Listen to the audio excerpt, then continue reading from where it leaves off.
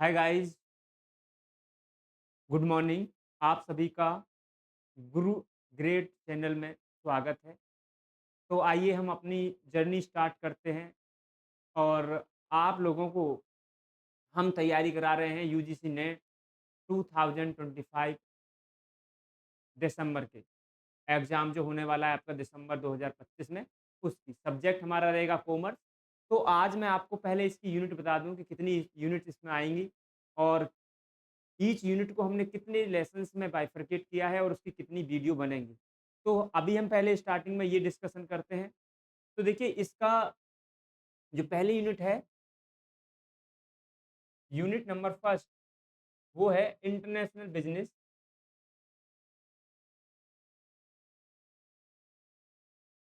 National business and business environment.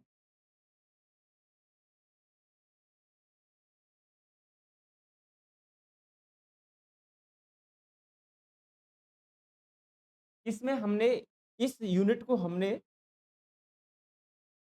9 lessons में 9 lesson में bifurcate कर दिया है। तो इसकी हम वीडियो बनाएँगे और इसकी वीडियो को हम 2 पार्ट में आपको लेके आएँगे। करीबन 2-2 घंटे की वीडियो होंगी, 1.5 घंटे की भी हो सकती है। तो हम 2 पार्ट में इस यूनिट को कंप्लीट कराएँगे। Unit number 2 accounting and auditing. Unit number ये सेकंड होगी आपकी और इसकी हम 2 लेक्चर वीडियो में मैराथन लेके आएँगे और 2 लेक्चर वीडियो में हम इसको सॉल्व करा देंगे। और इसमें जो लेसन हमने बनाए हैं, लेसन तो काफ़ी होंगे, ठीक ना? काफ़ी लेसन्स होंगे। इसमें हमने जो है आपका पूरा 11th का, क्योंकि आपको पता है यूजीसी नेट में आप जा रहे हैं तो आपको 11th से लेकर और एमकॉम के जितने भी अकाउंट्स हैं, उनके बारे में मैं बताऊँगा, वो सारे इसमें इंक्लूड हैं और ऑडिटिंग अलग से इंक्लूड है। तो मैं थोड़ा-सा आपको बता दूँ कि इसमें क्या-क्या इंक्लूड है। 11th क्लास के जो बेसिक होते हैं ना, बेसिक चीज़ें वो इसमें इंक्लूड रहेंगी। 12th क्लास का पार्टनरशिप, है ना? पार्टनरशिप इसमें इंक्लूड रहेगी। 12th क्लास में जो आप पार्टनरशिप पढ़ते हैं, कैश फ्लो स्टेटमेंट पढ़ते हैं, फंड फ्लो स्टेटमेंट पढ़ते हैं, वो सब इसमें शामिल होगा। यानी कि 12th क्लास का अकाउंट भी इसमें शामिल होगा, 11th क्लास का भी होगा। बीकॉम का फाइनेंशियल अकाउंट इसमें शामिल होगा, राइट? बीकॉम का आजकल वो फर्स्ट सेमेस्टर में चलता है, ठीक है ना? फाइनेंशियल अकाउंट, बीकॉम बीकॉम का इसमें थर्ड सेमेस्टर का कुछ यूनिवर्सिटी में और किसी भी उसमें हो सकता है सेम है। थर्ड सेम का कॉस्ट अकाउंट इसमें शामिल होगा, राइट? मैनेजमेंट इसमें शामिल होगा, राइट? और कॉर्पोरेट अकाउंटिंग, कॉर्पोरेट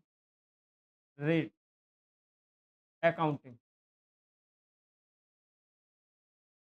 बीकॉम वाली भी और एमकॉम वाली भी, एडवांस वाली भी, वो इसमें सब हम शामिल करेंगे। तो आपको ध्यान रखना है सिलेबस बहुत वाइडर है, बहुत वाइड सिलेबस है ना? यूजीसी नेट का। तो आपको पूरी देखिए पूरी लगन और शिद्दत के साथ मेहनत करनी पड़ेगी, हमारे साथ जुड़ना पड़ेगा, तब आप अच्छे अच्छे परसेंटाइल पर, है ना? अच्छे मार्क्स से आप नेट जेआरएफ कर सकते हैं, राइट? तो आपको थोड़ा-सा एफर्ट लगाना पड़ेगा और थोड़ा नहीं बहुत एफर्ट लगाना पड़ेगा। हम कोशिश करेंगे ईच एंड एवरी टॉपिक को आपको डिटेल में बताने की, लेकिन अभी हमने ये स्टार्टिंग किया है, तो हम अभी अभी हम जो है आपको इन यूनिट्स का ओवरव्यू दे देंगे, रिवीजन भी करा देंगे और टाइम इतना नहीं है और हम आगे जो देखिए अभी तो आपको हम मैराथन क्लासेस लेके आ रहे हैं, पूरा डिटेल कोर्स, पूरा डिटेल के एक-एक पॉइंट पर जो हर यूनिट के एक-एक पॉइंट को हम वाइडर तरीके से बनाएँगे वीडियो और फिर आप लोगों को प्रोवाइड कराएँगे, ठीक है? लेकिन प्रेज़ेंट में हमने ये थोड़ा अभी स्टार्टिंग की है, नया एकदम से, तो आप ध्यान रखेंगे इसका सिलेबर बहुत वाइड है यूजीसी नेट का, तो आपको इसमें तैयारी करनी पड़ेगी अच्छी, ठीक है? यूनिट 3 जो है, वो है आपकी बिज़नेस इकोनॉमिक्स, ठीक है? बिज़नेस इकोनॉमिक्स को मैनेजरियल इकोनॉमिक्स, माइक्रो, मैक्रो इसमें दोनों इकोनॉमिक्स शामिल हो जाती हैं, ठीक है? और इसमें हमने इसमें हमने 32 लेसन्स बनाए हैं। कितने लेसन बनाए हैं? 32 लेसन्स बनाए हैं। तो उनका डिटेल में हम करीबन हम आप लोगों को 2 वीडियो में ये बिज़नेस इकोनॉमिक्स की मैराथन लाएँगे 2 और उसमें पूरा इकोनॉमिक्स को मैं ये नहीं कह रहा हूँ कि मतलब बेसिक चीज़ें भी बताएँगे लेकिन यूजीसी नेट में जिस तरह की आपको तैयारी चाहिए, उसका आपको हम केवल ओवरव्यू दे पाएँगे, फिर हम एमसीक्यू सीरीज़ लेके आएँगे और उससे आपकी तैयारी कराएँगे। अगर आप फर्स्ट टाइम यानी कि पहली बार या दूसरी बार क्या कर रहे हैं, यूजीसी नेट की तैयारी कर रहे हैं, यानी कि आप पहली बार आप तैयारी कर रहे हैं, तो आपको इन डेप्थ में जाके पढ़ना पड़ेगा। तो उसके लिए हम फिर अभी हम मैराथन लेके आ रहे हैं, फिर हम आपको एक-एक क्लास की यानी कि 30 से 45 मिनट की वीडियो लेके आया करेंगे। एक-एक पॉइंट की, एक-एक यूनिट में हर पॉइंट की वीडियो लेके आएँगे और उससे आपके जो कॉन्सेप्ट है उसको बिल्ड करने की कोशिश करेंगे। तब आप अच्छे मार्क्स से यूजीसी नेट जेआरएफ कर सकते हैं, राइट? तो आप थोड़ा-सा ध्यान रखेंगे कि अभी हम मैराथन लेके आएँगे और जो स्टूडेंट पहले से तैयारी कर रहे हैं, उनके लिए बहुत ज़्यादा हेल्पफुल होंगी मैराथन। लेकिन जो बच्चे स्टार्टिंग से भी कर रहे हैं जो पहली बार या पहली दूसरी बार तैयारी कर रहे हैं, उनके लिए भी हेल्पफुल तो होंगे। लेकिन लेकिन ये ध्यान रखना कि यूजीसी नेट का जो सिलेबस है वो वाइडर है, इन डेप्थ में क्वेश्चन वो पूछ लेते हैं। हालाँकि हम कोशिश करेंगे बट मैराथन के अंदर उन मतलब पॉइंट के ऊपर तो हम बोलेंगे, लेकिन उनके अंदर इन डेप्थ में जाना थोड़ा-सा डिफ़िकल्ट रहेगा क्योंकि गो थ्रू कराएँगे हम केवल आपका सिलेबस, है ना? मैराथन का तो मतलब यही होता है कि हम आपका सिलेबस एक तरह से गो थ्रू करा दें। लेकिन हम ये कोशिश करेंगे कि जब एमसीक्यूज़ कराएँगे, आपकी प्रैक्टिस हो जाएगी और उसके बाद में हम आपको डिटेल में हमारा जो चैनल है, उसमें आपको चैनल पे आपको डिटेल में वीडियो मिल जाएँगे, ठीक है? नेक्स्ट यूनिट 4th में बिज़नेस फाइनेंस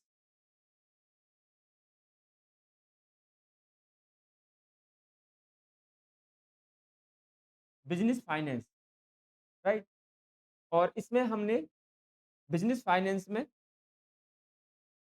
20 लेसन्स 20 लेसन्स बनाए हैं, 20 लेसन्स बनाए हैं। ये लेसन है, राइट? लेसन, ठीक है ना? चैप्टर यानी कि चैप्टर है ये, याद रखना। ये जो लिखा है मैंने ये आप थोड़ा-सा ध्यान देंगे। अ, ये आपके अकाउंटिंग के लिए है और ऑडिटिंग के लिए है। ऑडिटिंग का अलग होगा, ये मैंने अकाउंटिंग के बारे में बताया। आपको 11th का 12th का बीकॉम फर्स्ट सेमेस्टर में है, थर्ड सेमेस्टर में है ना? कॉस्ट अकाउंटिंग जो है, कॉस्ट मैनेजमेंट इसी का पार्ट है। कॉस्ट अकाउंटिंग और मैनेजमेंट अकाउंटिंग और कॉर्पोरेट अकाउंटिंग। एमकॉम की और बीकॉम की दोनों इसी में इंक्लूड है, ठीक है? नेक्स्ट देखेंगे, नेक्स्ट यूनिट जो होगी हमारी, वो यूनिट होगी आपकी 5th। इसमें होगा आपका बिज़नेस स्टैटिस्टिक्स और इसमें हम आपको बीकॉम वाली कुछ यूनिवर्सिटी में बीकॉम फर्स्ट सेमेस्टर में है, कुछ में थर्ड में है, वो स्टैटिक्स और एमकॉम एमकॉम में जो स्टैटिक्स होती है फर्स्ट सेमेस्टर में वो हम आपको कराएँगे, ठीक है ना? क्योंकि वो ही दोनों सिलेबस में है, ठीक है ना? नेक्स्ट जो लेसन होगा अच्छा इसमें लेसन्स होंगे आपके लगभग इसमें लेसन्स जो होंगे, इसमें टोटल लेसन जो होंगे आपके बिज़नेस स्टैटिस्टिक्स में, वो लगभग होंगे आपके 25 25 लेसन्स की हम तैयारी आपको कराएँगे यहाँ पे, राइट? नेक्स्ट यूनिट 6 यूनिट 6 जो होगी, वो होगी आपकी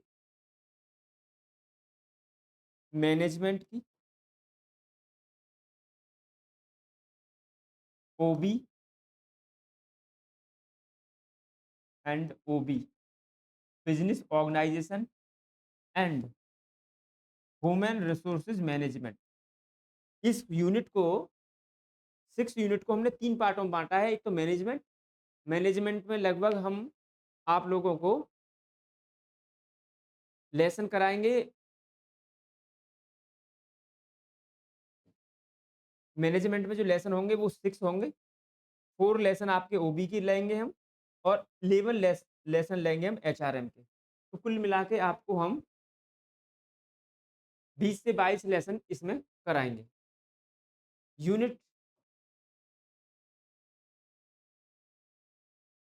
यूनिट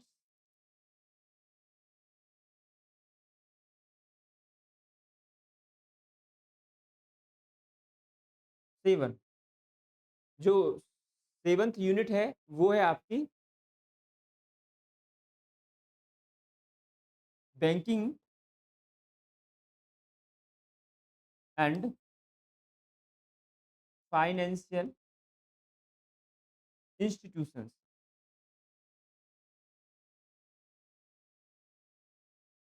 इंस्टीट्यूशंस और इसमें हम आपको 10 लेसन कराएँगे। कितने लेसन कराएँगे? 10 10 लेसन। नेक्स्ट यूनिट मार्केटिंग कराएँगे। यूनिट 8 में मार्केटिंग। मार्केटिंग को भी हमने 10 लेसन्स में बाइफरकेट किया है। यूनिट 9th में हम आपको कराएँगे लीगल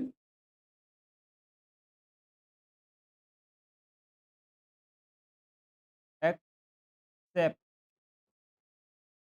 लीगल एक्सेप्ट और इसमें हम आपको 12th 12 लॉ कराएँगे। 12 चैप्टर्स में हमने इसको बाइफरकेट किया है और लास्ट है आपका यूनिट 10। ये है टैक्स का, डायरेक्ट टैक्स का और डायरेक्ट टैक्स में हम आपको डायरेक्ट टैक्स इसमें हमने जो है डायरेक्ट टैक्स में 27 लेसन्स बनाए हैं, उनका हम आपको पूरा रिवीजन कराएँगे। तो इसमें कुछ लेसन कम या ज़्यादा हो सकते हैं, लेकिन जो मेरा अपना जैसे हमने प्रिपरेशंस की है, ठीक है ना? जो अपना एक फ़ोरकास्टिंग की है कि इतने लेसन्स में हम कंप्लीट करा देंगे, वो लगभग इतना ही रहेगा, 1 या 2 लेसन बढ़ सकते हैं, कम का कोई मतलब नहीं है, ठीक है ना? कम का कोई मतलब नहीं है। तो आई होप आपको ये चीज़ समझ में आई होगी, क्लियर है? तो ये था आपका कॉमर्स का और ये कोड है इसका कोड जो है इसका कॉमर्स का, वो है 008 ये ध्यान रखना। हम कॉमर्स सब्जेक्ट का जो कोड नंबर 008 एक ही कोड होता है, उसकी 10 यूनिट का मैराथन लेंगे और इसके बारे में आपको बताएँगे। तो आज की मैराथन कौन-सी स्टार्ट करेंगे? आज हम स्टार्ट करेंगे अपना सब्जेक्ट रहेगा हमारा अकाउंटिंग एंड ऑडिटिंग। सब्जेक्ट हमारा कौन-सा रहेगा? Unit number 2 accounting and auditing. I hope आपको समझ में आया होगा, इस तरह से हमने प्लान किया है सबको। फिर हम आप लोगों को बताएँगे इकोनॉमिक्स, फिर देखिए इकोनॉमिक्स बताएँगे, फिर हम आपको बताएँगे बिज़नेस, फाइनेंस, इस तरह से पढ़ाएँगे। पहली यूनिट भी हम करा देते, लेकिन यही है कि अधिकतर आपने ये यूनिट ज़्यादातर पढ़ी होगी, राइट? क्योंकि international business and business environment पढ़ा तो होगा आप लोगों ने, है ना? इसको भी समझा होगा, लेकिन इसमें थोड़ा-सा ध्यान रखेंगे क्योंकि हमारा जो अधिकतर बच्चों का जो फ़ोकस होता है वो अकाउंटिंग पे होता है, राइट? तो 11th-12th में फिर आप आगे तक अकाउंटिंग को ज़्यादा मतलब प्रेफ़रेंस देते हैं, तो हम इसी यूनिट से स्टार्ट करते हैं, बाकी हम पहली यूनिट से भी स्टार्ट कर देते। बाकी हम इससे अब स्टार्ट करते हैं सेकंड यूनिट से, फिर आपको हम कराएँगे थर्ड यूनिट, फोर्थ कराएँगे, फिर पढ़ाएँगे आपको 5वीं, है ना? और फिर देखते हैं 5 यूनिट करा कर के 2, 3, 4, 5 और उसके बाद में हम देखते हैं पहली यूनिट करा देंगे और फिर आपका जो सीक्वेंस है वो उसको हम मेंटेन कर लेंगे, राइट? क्योंकि देखिए अकाउंटिंग और ऑडिटिंग आप ज़्यादातर पढ़ते रहे हैं और उसमें इंटरेस्टेड भी ज़्यादा रहते हैं स्टूडेंट और दूसरा इकोनॉमिक्स भी आप अधिकतर पढ़ते रहे हैं, है ना? 12th से लेकर और एमकॉम तक कहीं न कहीं। तो हम इन चीज़ों को ध्यान में रखते हुए आपको मैराथन लेके आए हैं। ठीक है? तो आई होप आपको इतना समझ में आया होगा कि 10 यूनिट हैं और इन 10 यूनिटों को हमें तैयार करना है बहुत अच्छी तरीके से, राइट? बहुत ही मतलब शिद्दत के साथ आपको मेहनत करनी है, बड़ा जोड़ा रहना है ना?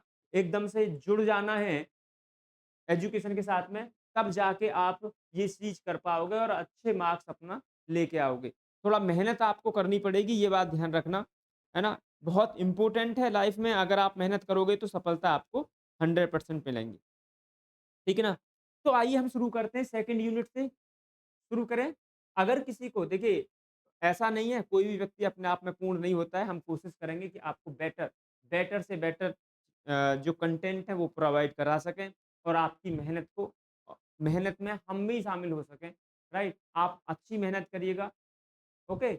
और अच्छा आपका स्कोर हो, इ इसके लिए हम पूरा अपनी तरफ से एफर्ट डालेंगे, लेकिन उसको साकार रूप आप लोगों को ही देना पड़ेगा, आप लोगों को मेहनत करनी पड़ेगी। ऐसा नहीं है कि हम कितना ही एफर्ट लगा लें, अगर आप मेहनत नहीं करेंगे, तो फिर बहुत मुश्किल है, ठीक है ना? आपके हम कॉन्सेप्ट के ऊपर काम करेंगे, कॉन्सेप्ट आपके क्लियर होने चाहिए और आपको इस तरह से मतलब आप ध्यान रखिएगा कि हो सकता है जो ये वीडियो जाए और अगर आप मेरे साथ में मतलब लाइव जुड़ना चाहें, तो हम मॉर्निंग में, है ना? ये आपको थोड़ा-सा सैक्रिफाई करना पड़ेगा लाइफ में अपनी में। आपको मॉर्निंग में उठना पड़ेगा, 6 बजे से हम स्टार्ट करते हैं अपना, ठीक है ना? तो हम अगर आप लाइव आएँगे तो और भी बेटर रहेगा क्योंकि उसमें क्या है कि उसमें आप जब लाइव आएँगे ये रिकॉर्डेड वीडियो है, ये यूट्यूब पे जाएगी, आप लोग सब देखेंगे, ठीक है ना? जो भी जहाँ तक भी पहुँचेगी। तो प्लीज़ एक और आपसे मेरी रिक्वेस्ट है कि आप इस वीडियो को ज़्यादा से ज़्यादा शेयर करना, ज़्यादा से ज़्यादा इस वीडियो को पहुँचाना। ठीक है ना? जिससे कि लोग हमारे साथ ज़्यादा से ज़्यादा जुड़ सकें और ज़्यादा से ज़्यादा तक हमारी रीच पहुँच सके।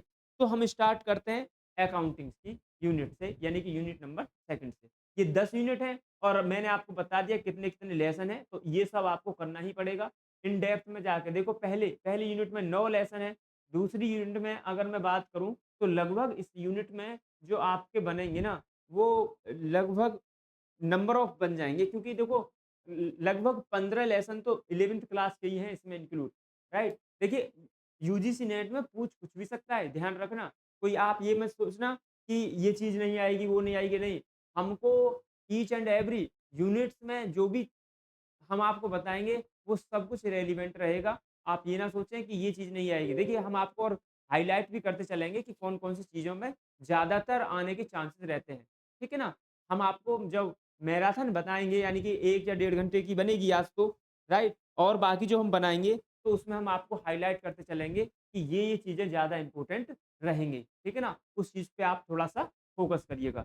तो आइए हम शुरू करते हैं अपना सेकंड यूनिट से।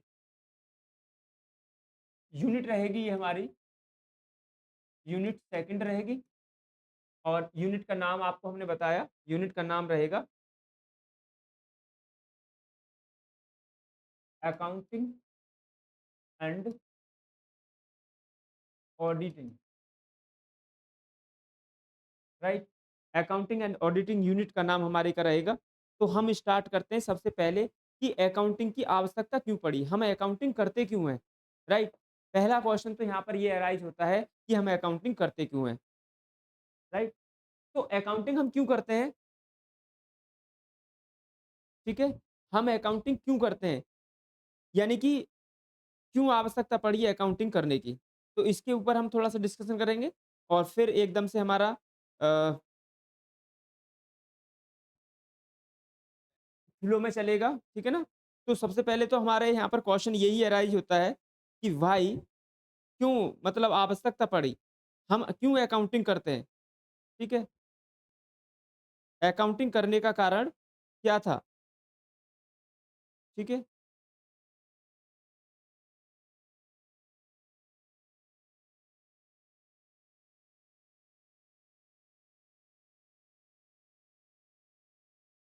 तो क्वेश्चन यहाँ पर ये अराइज़ होता है सबसे पहले,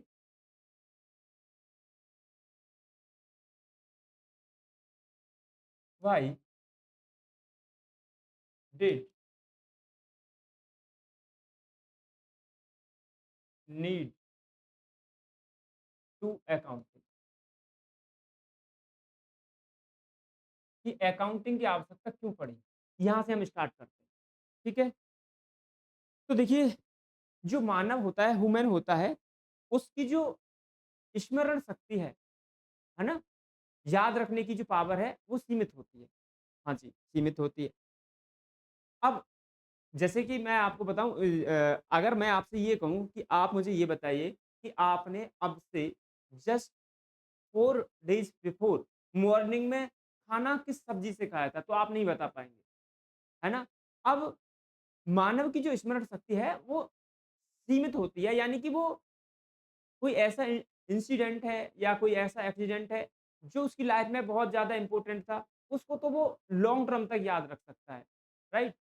जैसे कि आप कभी छोटे थे या आपके घर में कोई ऐसी बड़ी घटना हो गई, जिसको आप आज तक नहीं भुला पाए, राइट? तो कुछ एक्सीडेंट होते हैं, जो हमारे लाइफ़ में कभी-कभार होते हैं, तो हम उनको लॉन्ग टर्म तक याद रखते हैं। लेकिन डे टू डे लाइफ़ में जो भी हमारे साथ में घटनाएँ होती हैं, हम उनको याद नहीं रख पाते हैं, ठीक है ना? इसका कारण है कि मनुष्य की जो स्मरण शक्ति है, वो सीमित होती है और वह सब जो व्यवहार अदर लोगों के साथ में करता है, उन सबको याद नहीं रख सकता, है ना? यानी कि आपको पता है बिज़नेस में तो इवेंट होंगे डे टू डे, है ना? और एक ही दिन में नंबर ऑफ इवेंट्स होंगे और उन सारे इवेंट्स को याद रखना एक व्यक्ति की व्यक्ति को मतलब व्यक्ति की बस की बात नहीं है। यानी कि एक व्यक्ति जो बिज़नेस में सुबह से शाम तक, है ना? पूरे दिन जो भी डे टू डे जो भी ट्रांज़ैक्शन या जो भी इवेंट होते हैं, जो भी घटनाएँ होती हैं, उनको वो याद नहीं रख सकता। अगर वो याद नहीं रख पाएगा, तो क्या होगा? याद नहीं रख पाएगा, तो वो या तो भूल जाएगा कि मुझे कितना किसको देना है और किससे कितना लेना है। अब इस चीज़ को वो स्मरण करने के लिए क्या करता है? अकाउंटिंग करता है। ठीक है ना? तो मैं थोड़ा-सा इसके बारे में इंट्रोडक्शन आपको दूँगा कि मनुष्य की जो स्मरण शक्ति है, वो सीमित होती है। वह अपने सब व्यवहारों एवं लेनदारों को याद नहीं रख सकता। जो भी ट्रांज़ैक्शन बिज़नेस में होते हैं, वो सबको लर्न नहीं रख सकता। ठीक है ना? और आपको पता है बिज़नेस में पूरे दिन में कितने डे टू डे लाइफ़ में बिज़नेस के अंदर, है ना? बिज़नेस का जो पूरे दिन जो बिज़नेस में ट्रांज़ैक्शंस होते हैं, वो day to day number of होते हैं। बहुत सारे लेन-देन होते हैं। इसी कारण लेखांकन की कला की आवश्यकता अनुभव हुई। इसलिए जो हमने जो अकाउंटिंग है, उसको हमने अडॉप्ट किया। प्राचीन काल में उत्पादन और व्यापार बहुत सीमित हुआ करते थे, वो आपको पता ही है ना? और छोटे पैमाने पे होता था, ठीक? जिस कारण संबंधित लेन-देनों को साधारण ढंग से हम लिख लिया करते थे और और उसके बाद में किसको कितना देना है, किससे कितना लेना है, कितनी हमारे पास में एसेट्स हैं, इन सबको हम ध्यान में रखते थे। यानी कि अगर हमें पता नहीं है, तो हम जो हमारे पास में जो बुक्स हुआ करती थी, उनमें देखकर हम मतलब उसको स्मरण कर लेते थे। ठीक है ना? यानी कि हम उनको याद किया कर लेते थे। जैसे कि मान लो हमें ये पता करना है कि भई हमें किसको कितना देना है, किसको कितना लेना है ना? तो हम क्या करते थे, बुक्स ऑफ अकाउंट्स देख कर के उसको देख लेते थे, ठीक है ना? और बस यहीं से बुक कीपिंग जो होता है आपका, वो स्टार्ट हुआ, है ना? और अकाउंटिंग का पहला स्टेप आपका बुक कीपिंग होता है, राइट? यानी कि अकाउंटिंग एक बड़ा वाइडर टर्म है, जिसमें बुक कीपिंग और ये सब कुछ इंक्लूड होता है। आई होप आपको इतना समझ में आया होगा, ठीक है ना? लेकिन अब बिज़नेस का लेवल इतना बड़ा हो गया कि बुक कीपिंग का जो काम है और अकाउंटिंग का जो काम है, उसको अलग-अलग लोगों को सौंप दिया। आपको पता है बुक कीपिंग में जनरल नॉलेज यानी कि सामान्य ज्ञान होने के मतलब सामान्य ज्ञान वाला व्यक्ति केवल एक क्लर्क भी कर लेगा काम। बुक कीपिंग का काम कौन लेगा? एक सामान्य व्यक्ति क्लर्क कर लेगा। लेकिन अकाउंटिंग के काम के लिए एक स्पेशल पर्सन्स यानी कि अकाउंटेंट की आवश्यकता होती है। तो इसका काम भी फिर आगे जैसे-जैसे बिज़नेस का जो लेवल है, जब वो बढ़ता चला गया क्योंकि आपको पता है पहले स्मॉल बिज़नेस हुआ करता था, फिर पार्टनरशिप हुई, तो इस तरह से बिज़नेस का लेवल बढ़ता गया, ठीक है ना? बिज़नेस का लेवल बढ़ता गया और उस उसी तरह से फिर बिज़नेस का जो काम है अकाउंटिंग का वो भी बाइफरकेट हो गया। बुक कीपिंग का काम क्लर्क करता है और अकाउंटिंग का काम अकाउंटेंट करता है। इस बात को तो आपको इतना तो पता होगा, ठीक है ना? तो हमने आपको बताया कि why did need to accounting, accounting की आवश्यकता क्यों हुई? आपको पता हो गया, ठीक है ना? ये एक पॉइंट क्लियर है। अकाउंटिंग की नीड इसलिए हुई क्योंकि जो मानव की स्मरण शक्ति है वो सीमित होती है। वो जो भी डे टू डे लाइफ में बिज़नेस में होता है, उसको याद नहीं रख सकता है। ठीक है ना? तो इसलिए अगर वो याद नहीं रखेगा तो उसको क्या हो जाएगा? रेवेन्यू लॉस हो जाएगा। है ना? या तो वो किसी से ज़्यादा पैसा माँग सकता है ना? तो उसमें डिस्प्यूट होने के भी चांसेस हो जाएँगे। मान लो कि राम के साथ में उसका लेन-देन हुआ, वो भूल गया और राम से लेना था ₹10,000 माँग रहा है ₹15,000 तो फिर उससे क्या होगा? आपस में झगड़े हो सकते हैं, राइट? और दूसरा क्या हो सकता है? मान लो श्याम के साथ में कोई ट्रांज़ैक्शन किया ट्रांज़ैक्शन 10,000 का और हमें पता ही नहीं दिया, हम भूल रह गए और हमने उससे ₹5,000 में डील कर ली कि लाओ ₹5,000 का पेमेंट कर दो, जबकि हमने उसको माल बेचा था 10,000 का। तो इससे क्या होगा? रेवेन्यू लॉस होगा और डिस्प्यूट के भी कारण बन सकते हैं। और जब आप जो है अकाउंटिंग करेंगे तो उसमें इन दोनों ही जो बहुत बड़ी समस्याएँ, इन दोनों ही समस्याओं से आपको समाधान मिल जाएगा अकाउंटिंग करने से, क्योंकि आपके पास में रेफरेंस में आपके पास में एविडेंस होंगे, आपके पास में डेट लिखी होगी प्रॉपर और आप बता सकते हैं सामने वाली पार्टी को कि जो ट्रांज़ैक्शन था, जो हम बात कर रहे हैं किसी भी ट्रांज़ैक्शन की, वो इस डेट में, है ना? इतनी अमाउंट में हुआ था, जिससे कि बहुत जो समस्याएँ हैं, वो दूर हो जाएँगी। तो आई होप आपको समझ में आया होगा कि हम क्यों करते हैं अकाउंटिंग, इसके बारे में हमने आपको बताया। अब हम आपको 3 बातें बोलते हैं। दूसरा, एक तो वर्ड है अकाउंटिंग, राइट? एक है अकाउंट्स और एक है अकाउंटेंसी। तो अकाउंटेंसी क्या है, अकाउंट्स क्या है और अकाउंटिंग क्या है? देखिए अकाउंटिंग एक प्रोसेस है। अकाउंटिंग एक क्या है? प्रोसेस है, जिसमें हम क्या करते हैं, जिसमें हम समराइज़ करते हैं, राइट? जिसमें हम समराइज़ करते हैं, एनालाइज़ करते हैं और इंटरप्रेट करते हैं। यानी कि एक प्रोसेस है। यानी कि इसको हम स्टेप बाय स्टेप हम एक प्रक्रिया में लाते हैं। जो भी डे टू डे लाइफ में ट्रांज़ैक्शंस होते हैं, उसको हम अकाउंटिंग के हेल्प से फाइनल डेस्टिनेशन तक पहुँचाते हैं।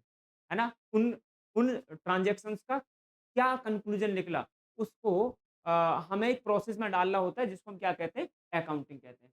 अकाउंट्स क्या होते हैं? देखो अकाउंट को अब ना अधिकतर मोस्टली हम यूज़ करते हैं स्टेटमेंट। अकाउंट या स्टेटमेंट एक ही बात होती है, लेकिन अकाउंट जो होते हैं, वो आपके होते हैं हॉरिज़ॉन्टल फॉर्म में और स्टेटमेंट जो होते हैं, वो होते हैं स्टेटमेंट जो होते हैं वर्टिकल फॉर्म में होते हैं, बात एक ही है। अब ये क्या है? अकाउंट्स और स्टेटमेंट क्या होते हैं? किसी भी बिज़नेस की लैंग्वेज होते हैं। कैसे लैंग्वेज होते हैं? देखिए आपको कैसे पता चलेगा कि बिज़नेस क्या परफ़ॉर्म कर रही है? क्या देखोगे आप? किसी भी व्यक्ति से आप उस व्यक्ति का इंटरव्यू लेते हैं, तो आपको कैसे पता चलेगा कि वो व्यक्ति किस नेचर का है ना? कैसा उसका व्यवहार है, कैसे पता चलेगा? आप उसके साथ में कम्युनिकेशन करोगे। हाँ जी, कम्युनिकेशन करेंगे। कम्युनिकेशन करने के लिए आपको क्या चाहिए? आपको एक प्लेटफ़ॉर्म चाहिए, हैं? अगर हम किसी व्यक्ति के साथ में कम्युनिकेशन करते हैं, तो हम लैंग्वेज का यूज़ करते हैं। हाँ जी, लैंग्वेज का यूज़ करते हैं। मान लो मैं हिंदी जानता हूँ और सामने वाला हिंदी जानता है, तो फिर मैं उससे इंटरव्यू हिंदी में लूँगा और उसके बारे में जानूँगा कि उसकी सोच क्या है, उसकी समझ क्या है ना? इंटरव्यू लेंगे यानी कि इंटरव्यू का मतलब होता है किसी पर्सन्स के इन डेप्थ में जाके देखना कि उसका किस तरह का व्यवहार कर सकता है, कैसा वो उसका व्यवहार है, क्या नेचर है ना? किस तरह की उसकी सोच है, वो सब चीज़ हम करते हैं, राइट? इसी तरह से जो बिज़नेस के जो अकाउंट या स्टेटमेंट होते हैं, वो बिज़नेस की लैंग्वेज होती है ना? बिज़नेस ने क्या परफ़ॉर्म किया, बिज़नेस के पास में कितनी एसेट्स हैं, बिज़नेस के पास में कितनी लायबिलिटीज़ हैं, है ना? कितनी ऑब्लिगेशंस हैं, कितनी लायबिलिटीज़ हैं, कितनी एसेट्स हैं, है ना? कौन-कौन से मेथड यूज़ किए हैं, है ना? बिज़नेस की फाइनेंशियल पोजीशन क्या है? बिज़नेस के प्रॉफ़िट कितने हुए हैं? है ना? बिज़नेस की ग्रोथ रेट क्या है? ये सब चीज़ जानना है हमको। जानना है तो हम किसका सहारा लेंगे? हम अकाउंट या स्टेटमेंट का सहारा लेंगे क्योंकि स्टेटमेंट ही तो हमको बताएँगे। तो इसलिए अकाउंट और स्टेटमेंट बिज़नेस की क्या होते हैं? लैंग्वेज होते हैं। क्या होते हैं? बिज़नेस की लैंग्वेज होते हैं। याद रखना। अकाउंटेंसी क्या होता है? अकाउंटेंसी होता है बिज़नेस का जैसे कि समझना, जैसे मैं हिंदी बोलता हूँ। अब जब मैं हिंदी बोलता हूँ तो मैं हिंदी में व्याकरण का यूज़ करता हूँ। अब मैं इंग्लिश बोलता हूँ तो इंग्लिश जब मैं बोलता हूँ तो उसमें जो है मैं कुछ रूल्स का यूज़ करता हूँ, जिसको हम कहते हैं वो रूल कहाँ से आते हैं? ग्रामर से आते हैं। ग्रामर और व्याकरण, हिंदी बोल रहे हैं तो हिंदी में ग्रामर को हिंदी में बोलते हैं व्याकरण। अगर हम हिंदी में बात कर रहे हैं किसी पर्सन से, अगर हम हिंदी में बात कर रहे हैं किसी पर्सन से, तो जब हम बात कर रहे होते हैं तो हम उसमें व्याकरण के रूल्स रेगुलेशंस को फॉलो कर रहे होते हैं, है ना? अदरवाइज़ हम तो बोल कुछ रहे हैं, सामने वाला कुछ और समझेगा, है ना? अगर हम उसमें रूल्स रेगुलेशंस फॉलो ना करें। जैसे कि मैं बहुत सारे स्टेटमेंट मैं बोल सकता हूँ पर ऐसा वीडियो में फॉर्मली बोलना सही नहीं है। तो आप समझिए ना अगर मुझे आपको सही अंडरस्टैंड अपनी बात करानी है, तो मुझे रूल्स रेगुलेशन फॉलो करने पड़ेंगे। हाँ जी। तो उसमें जैसे कोई पर्सन होता है और वो जब कोई लैंग्वेज यूज़ करता है तो उस लैंग्वेज की जो ग्रामर है, उसका यूज़ करता है लैंग्वेज में, जिससे कि सामने वाले तक इन्फॉर्मेशन सही पहुँच सके। तो अब हम जब अकाउंटिंग करते हैं, तो अकाउंटिंग करने के लिए जो जो बुक हमको रूल्स रेगुलेशंस प्रोवाइड कराती है, रूल्स प्रोवाइड कराती है, उसको हम कहते हैं अकाउंटेंसी। यानी कि अकाउंटेंसी एक वाइडर टर्म है, राइट? जिसमें अकाउंटिंग और अकाउंट्स दोनों ही शामिल होते हैं। आई होप आपको इतना समझ में आया होगा। क्लियर है? क्लियर है? और ये अकाउंटिंग का प्रोसेस वगैरह हम आगे बताएँगे आपको डिटेल में, लेकिन आपको ये बेसिक चीज़ें पता होनी चाहिए। ठीक है ना?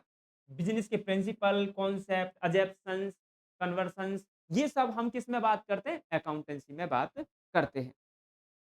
अब हम बात करेंगे आपके साथ में meaning of book keeping. Meaning of book keeping. Meaning of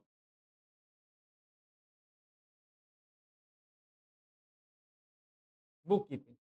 book keeping का मीनिंग क्या है? ठीक है ना? पुस्त पालन क्या है? हिंदी में इसको बोलते हैं पुस्त पालन। पुस्त पालन वह विज्ञान और कला है, जिसके अनुसार किसी व्यक्ति, संस्था अथवा फर्म के लेन-देनों का लेखा निश्चित पुस्तक में निश्चित प्रणाली के अनुसार, नियमानुसार नियमित रूप से किया जाता है। रिपीट कर दूँ, पुस्त पालन वह विज्ञान और कला है, जिसमें किसी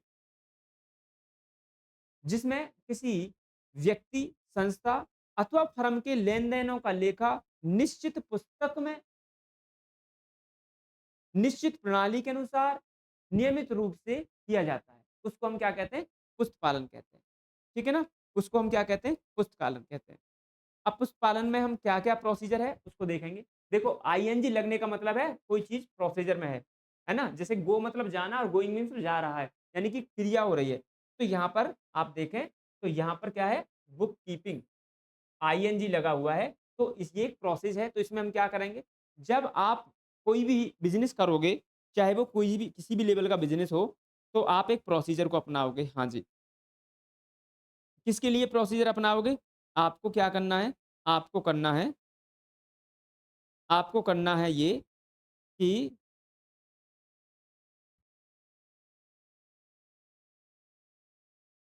प्रोसीजर अपनाना है, यानी कि कोई भी इवेंट होगा हाँ जी, कोई इवेंट होगा, इवेंट होने से क्या बनेगी इन्फॉर्मेशन, इन्फॉर्मेशन से बनेगा फैक्ट और फैक्ट से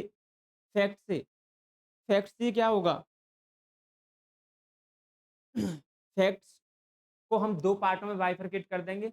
एक तो होगा ऐसे फैक्ट जिनको हम मॉनेटरी टर्म में क्या कर सकते हैं, मॉनेटरी टर्म में हम मेज़रमेंट कर सकते हैं और ऐसे कुछ फैक्ट होंगे जिनको आप मॉनेटरी टर्म में क्या नहीं कर सकते, मेज़रमेंट नहीं कर सकते। तो आप किसकी रिकॉर्डिंग करोगे ऐसी ऐसे इवेंट जिनको आप मनी में मेज़र कर सकते हैं। तो अभी मैं आप लोगों को थोड़ा-सा बताऊँगा बुक कीपिंग के बारे में, बुक कीपिंग का प्रोसेस के बारे में। आई होप आपको समझ में आएगा, ठीक है ना? तो प्रोसेस ऑफ बुक कीपिंग चलो यहीं पे बता देते हैं। नेक्स्ट बुक कीपिंग का मीनिंग हमने आपको बताया, बुक कीपिंग का प्रोसेस। बुक कीपिंग का मीनिंग एक बार रिपीट कर दूँ, पुस्त पालन वह विज्ञान और कला है, जिसके अनुसार जिसके अनुसार किसी व्यक्ति, संस्था या फर्म के लेन-देनों का लेखा निश्चित पुस्तक में निश्चित प्रणाली के अनुसार नियमित रूप से किया जाता है। पुष्प पालन वह विज्ञान और कला है, जिसके अनुसार किसी व्यक्ति, संस्था या फर्म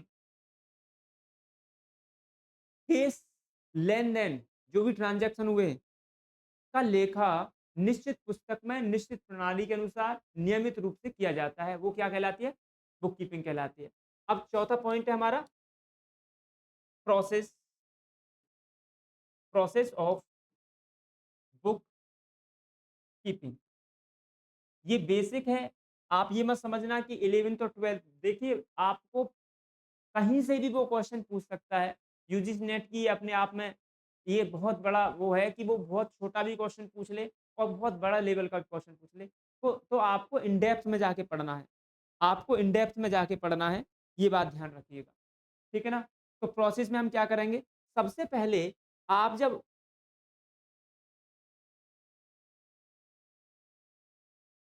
बिज़नेस होगा, हाँ जी, बिज़नेस होगा। तो बिज़नेस में क्या होगा? इवेंट होगा। ठीक है ना? बिज़नेस में क्या होगा? इवेंट होगा। तो इस प्रोसीजर को मैं थोड़ा-सा बता दूँ कि भई बिज़नेस बिज़नेस के बारे में भी हमें पता होना चाहिए, what is meaning of business, right? Business के बारे में भी तो हमें पता होना चाहिए। तो मैं आपको चीज़ों को जोड़ता हूँ, यहाँ पे आएँगे। देखिए बिज़नेस के बारे में हम बात करते हैं, तो वूमेन होता है, हाँ जी, वूमेन। वूमेन में मेन, वुमेन दोनों ही शामिल होते हैं। ठीक है जी।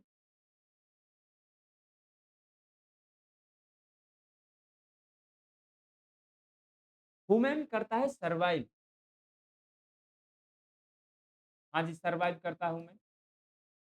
सर्वाइव करता है जब वो, तो उसकी बनती है नीड्स। जी, नीड्स बनती हैं, आवश्यकता। उसको उसकी बनती है नीड्स। नीड होती हैं आपकी 2 तरह की,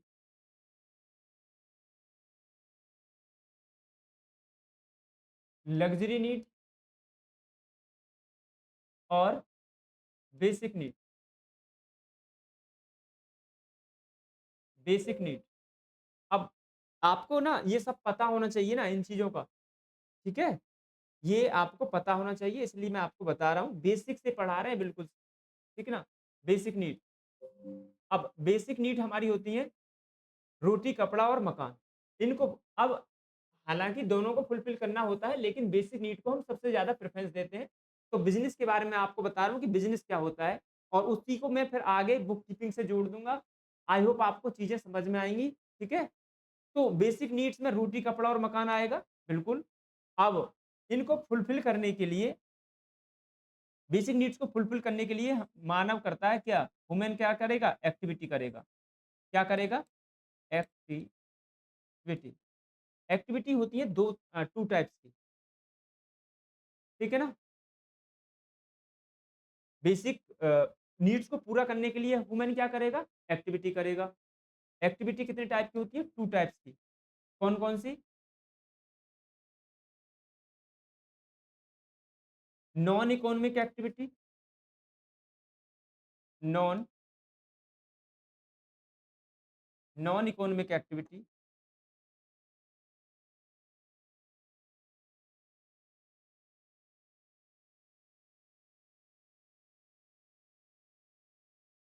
और दूसरी होती है आपकी economic activity.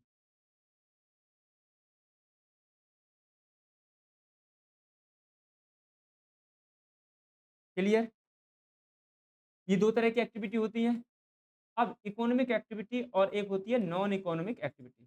Non economic activity ये है कि आप जो है मॉर्निंग वॉक पे जा रहे हैं सुबह को, है ना? मॉर्निंग वॉक पे जा रहे हैं या फिर आप जो है मॉर्निंग वॉक के साथ पे जा रहे हैं या आप सुबह को उठ के अनुलोम-विलोम कर रहे हैं। क्या वो आपकी बेसिक नीड नहीं है? बिल्कुल है जी, हम जब सुबह को उठते हैं तो नहाना-धोना करते हैं, वो हमारी बेसिक नीड है भाई। अगर वो नहीं करेंगे तो हम स्वस्थ नहीं रह पाएँगे। सुबह को टहलने जाना, अनुलोम-विलोम करना, ठीक है ना? नहाना-धोना ये सब साफ-सफाई करना, ये हमारी बेसिक नीड्स हैं, ठीक है ना? तो बेसिक नीड्स को पूरा करने के लिए आप नहाओगे, धोओगे, मॉर्निंग वॉक में कुछ ना कुछ तो एक्टिविटी करोगे, नहीं करोगे? हाँ जी, करना पड़ेगा। तो ये भी हमारी बेसिक है? हाँ जी, बेसिक है। बेसिक एक्टिविटी है, नॉन इकोनॉमिक एक्टिविटी भी और economic activity non economic activity को अगर आप डिफाइन करें तो ऐसी एक्टिविटी जिन जो मानव द्वारा परफॉर्म की जाती है बट पैसे के लिए नहीं की जाती हैं। पैसा नहीं चाहिए, है ना? जैसे आप सुबह मॉर्निंग वॉक पे जा रहे हैं, आप पूजा कर रहे हैं, है ना? आप नहाना-धोना कर रहे हैं तो पैसा थोड़ी आता है आपके लिए और इकोनॉमिक एक्टिविटी वो एक्टिविटी होती है जो ह्यूमन द्वारा परफॉर्म इसलिए की जाती है जिससे कि वो पैसा कमा सके। आई होप आपको इतना समझ में आया होगा? हाँ जी। अब इकोनॉमिक एक्टिविटी को हम 2 पार्टों में बाइफरकेट करते हैं, लीगल इकोनॉमिक एक्टिविटी और illegal economic activity.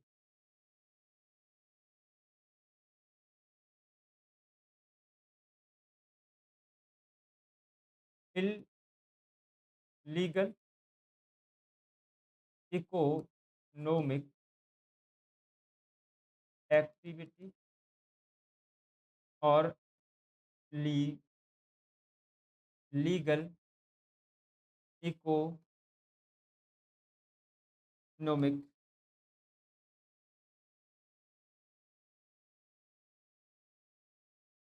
Activity. Clear? Legal economic activity.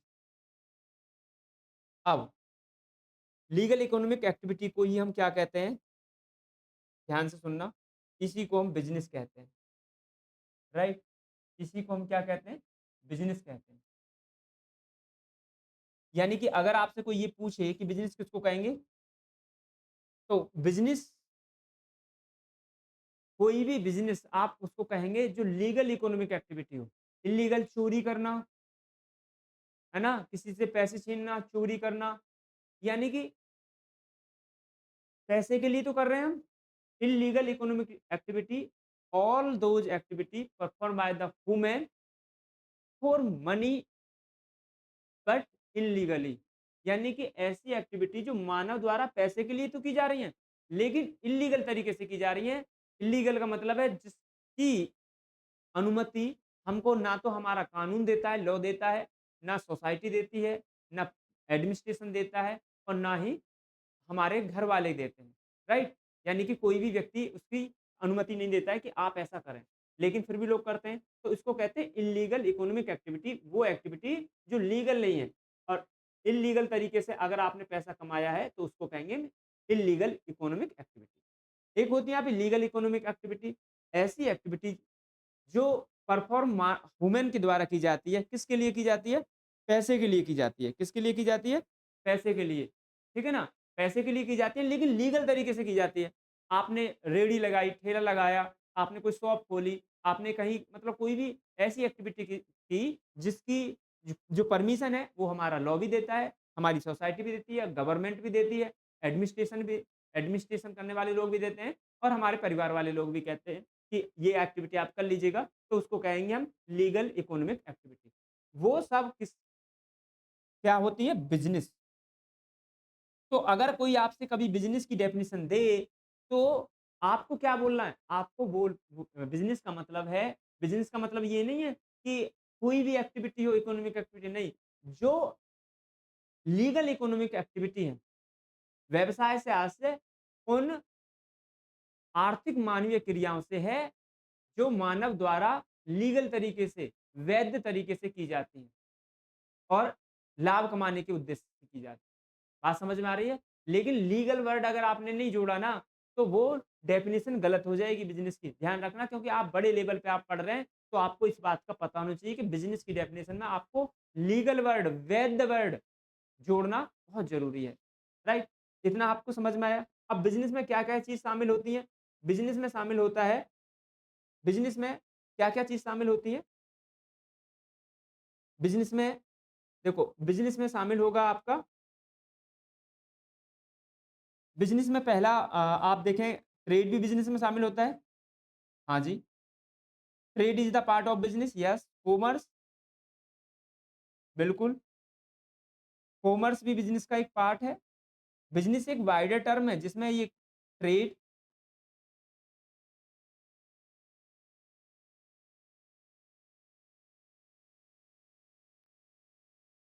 Trade और आपका ट्रेड के साथ-साथ कॉमर्स, एम्प्लॉयमेंट,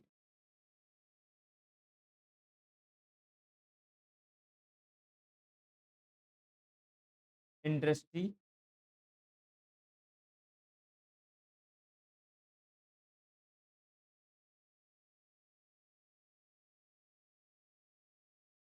इंडस्ट्री, ठीक है? प्रोफ़ेशन,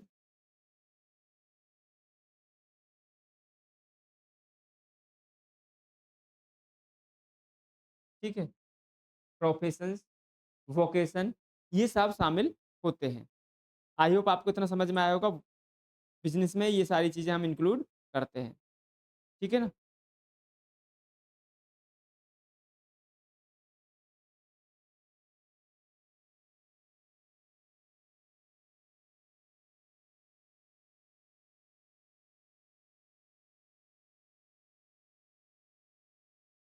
बिज़नेस में हम ये सारी चीज़ें इंक्लूड करते हैं।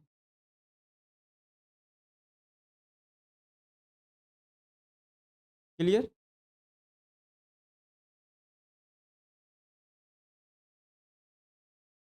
वोकेशन भी शामिल करते हैं, प्रोफ़ेशन भी शामिल करते हैं। तो मैं कलर चेंज करके लिखूँ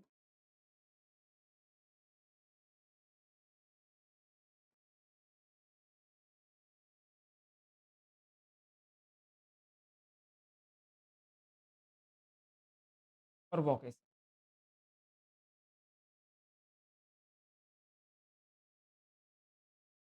तो इनके बारे में थोड़ा बता दूँ।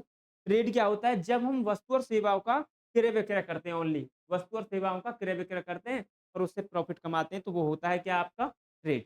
कॉमर्स क्या होता है? जब हम वस्तु और तथा सेवाओं के क्रय-विक्रय के साथ-साथ, सेल और परचेज़ के साथ-साथ हम बिज़नेस से संबंधित या अपने जो हमारा जो हम एक्टिविटी कर रहे हैं, क्या कर रहे हैं? सेल परचेज़ कर रहे हैं, गुड्स एंड सर्विस की और उसकी गुड्स एंड सर्विस की सेल परचेज़ करने के साथ-साथ हम हेल्पफुल यानी कि उसको बढ़ावा देने वाली और भी एक्टिविटी हम उसके साथ-साथ करते हैं। जैसे कि ट्रांसपोर्ट की एक्टिविटी हमने उसके साथ कर दी, बैंकिंग की कर दी, है ना? उसके साथ-साथ हम उस बिज़नेस को बढ़ावा देने वाली और भी एक्टिविटी अगर हम कर रहे हैं, तो हम उसको कहते हैं कॉमर्स।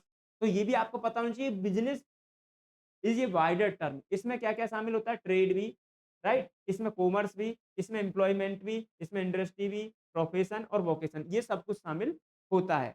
ये बात ध्यान रखना। लेकिन आप आपसे ऐसा मतलब क्वेश्चन घुमा-फिरा के कुछ भी पूछ सकता है कि देखो बिज़नेस एक वाइडर टर्म है, जिसमें बिज़नेस एक वाइडर टर्म है जिसमें ये सब शामिल होते हैं। हाँ जी। सबसे पहले मैं अभी आपको एक वो बताऊँगा, trade is the part of business, commerce is the part of business. मैं ये भी कह सकता हूँ कि trade is the part of commerce, but commerce is not part of trade, है ना? या आप ये कह सकते हैं कि commerce is the part of business but business is not part of the commerce, है ना? तो मैं आपको एक डायग्राम के थ्रू भी बताऊँगा इस चीज़ को, तो थोड़ा-सा इसके बारे में भी समझेंगे। अब देखिए ये बिज़नेस है, अब इसमें क्या होगा इसमें क्या होगा? ये जब बिज़नेस है, तो आपको पता है बिज़नेस में होगा इवेंट। हाँ जी, इवेंट होगा। इवेंट तो एक एक घर है ना, उसमें छोटे बच्चे भी हैं, 4 लोग भी रहते हैं, तो भी वहाँ पे कोई ना कोई इवेंट होता है। तो ये बिज़नेस है और बिज़नेस में होगा इवेंट। इवेंट होगा, इवेंट से बनेगी इन्फॉर्मेशन, इन्फॉर्मेशन से बनेंगे फैक्ट। हाँ जी, फैक्ट्स होंगे आपके 2 टाइप के, 2 टाइप के।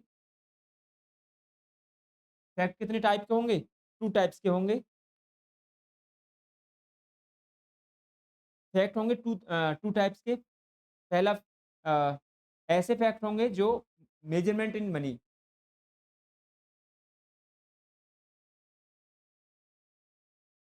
Not measurement in money.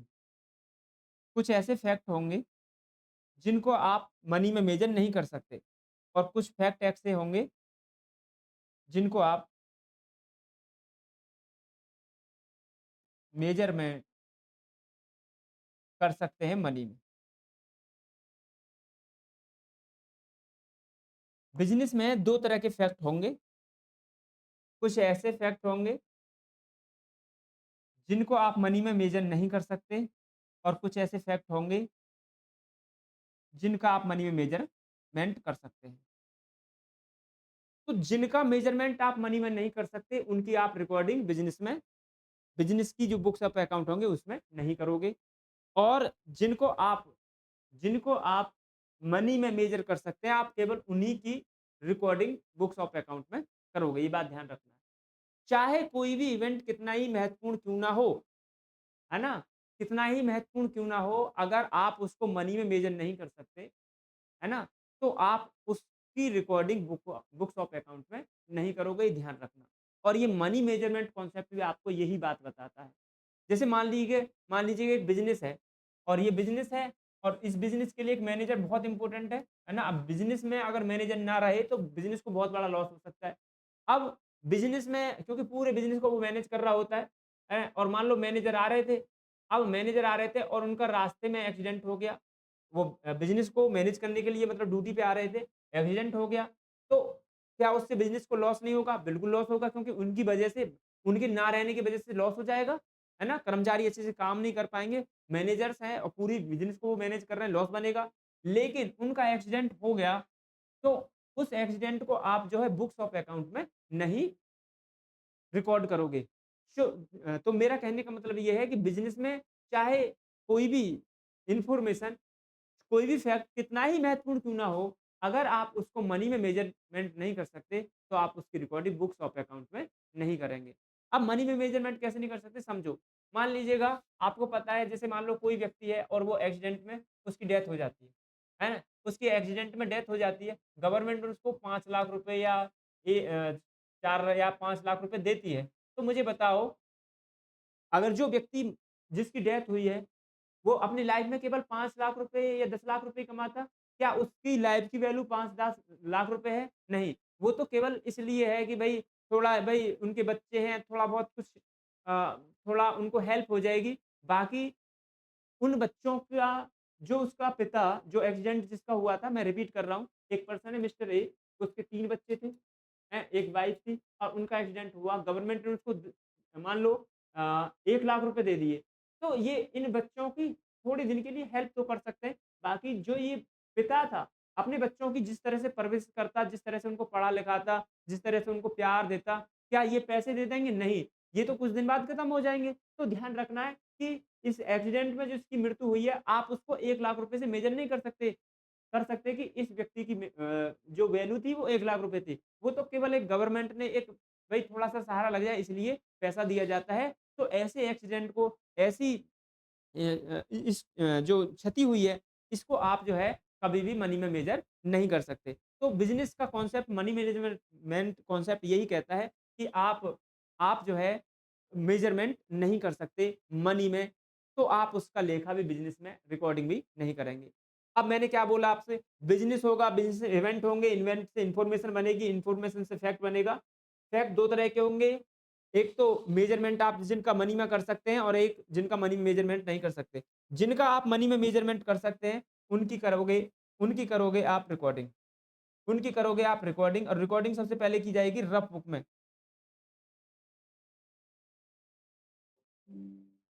Rough book में। सबसे पहले रिकॉर्डिंग कहाँ जाएगी? रफ बुक में, राइट? आई होप आपको समझ में आया होगा। रफ बुक में हम रिकॉर्डिंग करेंगे सबसे पहले, फिर रिकॉर्डिंग कहाँ करी जाएगी? फिर रिकॉर्डिंग की जाएगी आपकी जर्नल में, जर्नल में और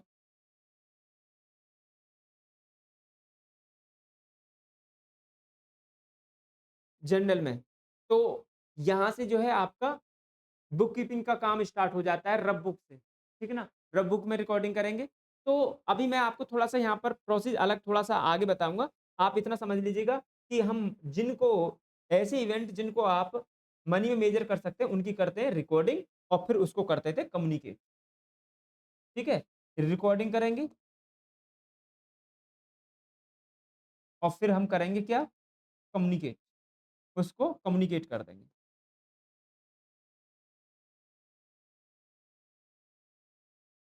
कम्युनिकेट कर देंगे। किसके साथ में? जो भी रिलेटेड पार्टी है उनके साथ में उनको कम्युनिकेट कर देंगे। ये था आपका बिज़नेस के बारे में मैंने आपको बताया। अब बुक कीपिंग का स्टार्टिंग काम जो है ना रिकॉर्डिंग करना होता है, तो हम इसके प्रोसेस को अभी आपको आगे बताते हैं। तो रिकॉर्डिंग मतलब हम करेंगे तो उसी में हम आपको जोड़ते हैं बुक कीपिंग का प्रोसेस, बुक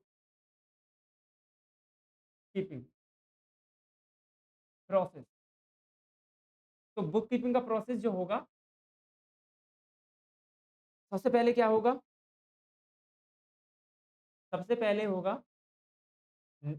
रफ बुक में रिकॉर्डिंग।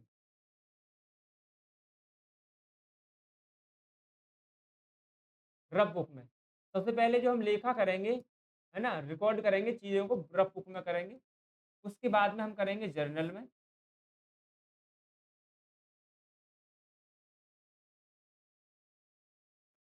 उसके बाद में हम कहाँ करेंगे? जर्नल में।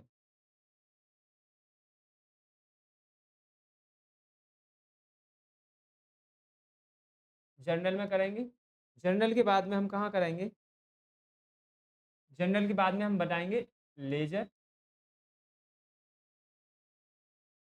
ठीक है? लेजर। उसके देखो यहाँ तक का काम बुक कीपिंग का है और इसको सामान्य व्यक्ति यानी कि क्लर्क के द्वारा इसको किया जाता है? लेकिन एक बात ध्यान रखना, अगर मेरा बिज़नेस बड़े लेवल का है ना? बड़े लेवल का है जहाँ पर डेली बेस थाउज़ेंड्स ट्रांज़ैक्शंस होते हैं, तो वहाँ पर जो है हम जर्नल के स्थान पर, जर्नल की जगह पर सब डिवीज़न ऑफ जर्नल भी कर लेते हैं। तो मैं उसको यहीं पे जोड़ देता हूँ। अगर मेरा बिज़नेस बड़े लेवल का है, तो हम करेंगे subdivision of journal, subdivision of journal करेंगे, right? Subdivision of journal करेंगे, ठीक है? सब डिवीज़न ऑफ जर्नल में हम क्या-क्या करेंगे? हम सेपरेट-सेपरेट बुक बनाएँगे, ठीक है? सेपरेट बुक बनाएँगे। एक बनाएँगे हम cash book,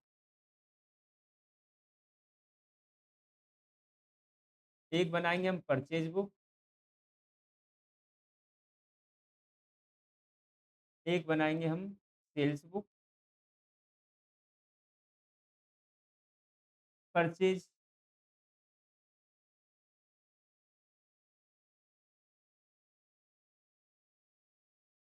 return book, sales return book,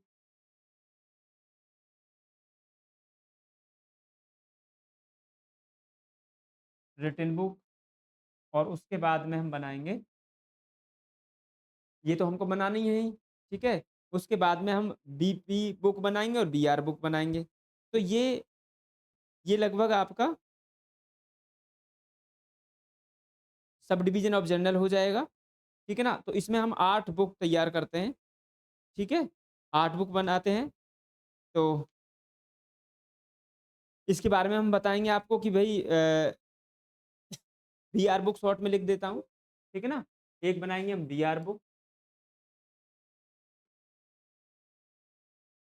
एक बनाएँगे हम बीपी बुक, बीपी बुक समझ रहे हो ना? तो कितनी हो गई हैं? 2, 2 4, 2 6 7 और एक बनाएँगे हम मिस यानी कि एक बुक हम ऐसी बुक बनाएँगे जो मिसलेनियस होगी, यानी कि जो एंट्री आपकी इन देखो स्पेसिफिक बुक बना दी हमने, जैसे कि सेल्स बुक में आप क्या करोगे? सेल्स बुक में सेल्स बुक में आप केवल जो आपने उधार बेचा है उसका लेखा करोगे, ठीक है ना? मिससेलेनियस बुक यानी कि एक हम ऐसी बुक बना देंगे जो जैसे मान लो इसमें देखो कोई भी ट्रांज़ैक्शन हुआ किसमें लेखा करोगे आप? अगर वो कैश में हुआ, तो आप कैश बुक में करोगे। हाँ जी। अगर आपने उधार खरीदा है, तो परचेज़ बुक में करोगे। उधार बेचा है, तो आप सेल्स बुक में करोगे। अगर आपने माल उधार बेचा था उधार बेचा था और वो वापस आ रहा है, तो आप उसका लेखा कराएँगे परचेज़ रिटन बुक में। और यहाँ पर आप जो है अ, आपने उधार खरीदा था, तो आप जो है उधार खरीदा था और उसको आपने वापस किया तो परचेज़ रिटन बुक में लेखा करोगे, है ना? और अगर आपने बेचा था और वो वापस आ गया तो सेल्स रिटन बुक में करोगे, राइट? बीआर का मतलब आप जानते हैं, ऐसे बिल जो हमने लिखे और वो एक्सेप्ट हुए, उनका लेखा इसमें कराएँगे और ऐसे बिल जो हमने एक्सपेक्ट किए, हमने किसी से उधार माल बेचा और उसने बिल लिखा और हमने उसको एक्सेप्ट कर लिया, तो हम ठीक है ना? बीपी यानी कि बिल ऐसे बिल जिनका पेमेंट हमको करना है, ठीक है ना? तो इसमें उसका लेखा करेंगे और कोई भी ट्रांज़ैक्शन है, अगर इन स्पेसिफाई बुक में नहीं आता है, तो हम उसका मिसलेनियस बुक में कर देंगे लेखा, राइट? अब आपको ध्यान रखना है कैश बुक भी हमारी 2 तरह की होती है। एक तो होती है मेन कैश बुक और एक होती है पेटी कैश बुक। एक तो मेन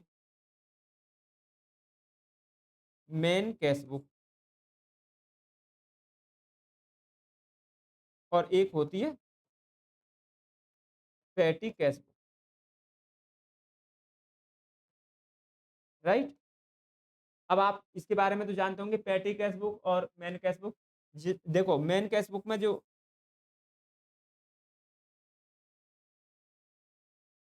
रिकॉर्डिंग की जाती है वो की जाती है मेन कैशियर द्वारा और पेटी कैश बुक में जो रिकॉर्डिंग की जाती है वो की जाती है जो छोटा कैशियर होता है ना? मान लीजिए कोई बिज़नेस है, बड़ा बिज़नेस है, कोई बिज़नेस बहुत बड़ा है, ठीक है ना?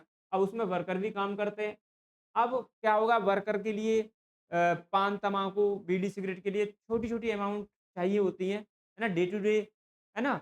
और डे टू डे चाहिए होती हैं, तो क्या करता है मेन कैशियर जो वहाँ जहाँ पर काम कर रहे होते हैं कर्मचारी, वहाँ पर एक छोटा कैशियर रख देता है और उसको एक फिक्स अमाउंट देता है ₹3000 ₹5000 कि भई अगर ये ₹5 ₹10 ₹20 ₹50 माँगे वर्कर, तो आप उनको ये पेमेंट कर देना। ठीक है ना? तो इसको कहते हैं पेटी कैश बुक। आई होप आपको समझ में आया होगा। हाँ जी, ये चीज़ हमको समझ में आई। क्लियर है? तो ये था सब डिवीज़न ऑफ जर्नल, ठीक है? अब लेज़र हमने कर लिया, तो ये जो काम है ये बुक कीपिंग का है। अब लेज़र के बाद में जो काम चलेगा लेज़र के बाद में जो काम चलेगा वो किसका चलेगा? वो चलेगा साहब अकाउंटिंग का। अब मैं अकाउंटिंग का प्रोसेस इसी में जोड़ रहा हूँ, अकाउंटिंग प्रोसेस। अकाउंटिंग के प्रोसेस का पहला स्टेप क्या होगा? बैलेंसिंग करेंगे हम। बैलेंसिंग करेंगे लेजर, है ना? जो लेजर हमने बनाए उनकी बैलेंसिंग करेंगे। लेजर का मतलब क्या होता है कि ईच ईच अ, कोई भी मतलब जो भी हमारे ट्रांज़ैक्शन हुए उसमें हम सेपरेट एक अकाउंट बनाएँगे हर हर एक ट्रांज़ैक्शन के लिए, ठीक है ना? हर एक ट्रांज़ैक्शन के लिए एक सेपरेट अकाउंट बनाएँगे। उसकी बैलेंसिंग करेंगे। बैलेंसिंग के बाद में हम क्या करेंगे? बैलेंस निकालेंगे उनका। बैलेंस के बाद में हम ट्राई बैलेंस बनाएँगे। ट्रायल बैलेंस ट्रायल बैलेंस बनाएँगे, राइट? ट्राई बैलेंस बनाएँगे। ट्राई बैलेंस बनाने की 3 मेथड है। एक तो है ना बैलेंसिंग मेथड होता है, एक आपका टोटल मेथड होता है, ठीक है? और एक आपका 3 तरह के मतलब मेथड होते हैं ट्राई बैलेंस बनाने के, इसको हम कच्चा चिट्ठा भी बोलते हैं। ट्राई बैलेंस के बाद में हम क्या बनाएँगे? ट्राई बैलेंस बना अकाउंट बनाने के बाद में यहाँ तक आ जाएगा या नहीं? आ तो जाना चाहिए। ट्राई बैलेंस के बाद में आप कन्फ्यूज़ तो नहीं हो रहे, मैं अलग-अलग कलर का यूज़ कर रहा हूँ जो जिससे कि आपको कोई दिक्कत ना हो, चीज़ों को समझने में, ठीक है? ट्राई बैलेंस के बाद में हम बनाएँगे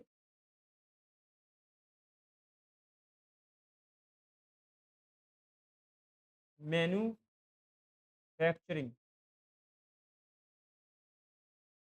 अकाउंट।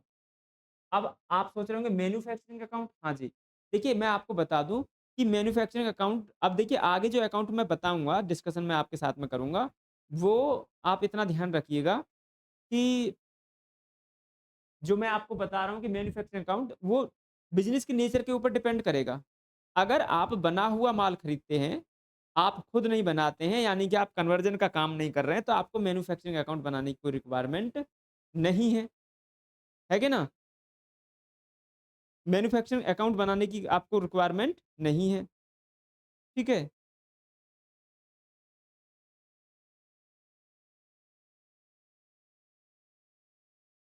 देखिए, अगर आप कन्वर्जन का काम नहीं कर रहे हैं, तो आपको मैन्युफैक्चरिंग अकाउंट बनाने की कोई रिक्वायरमेंट नहीं है, ठीक है?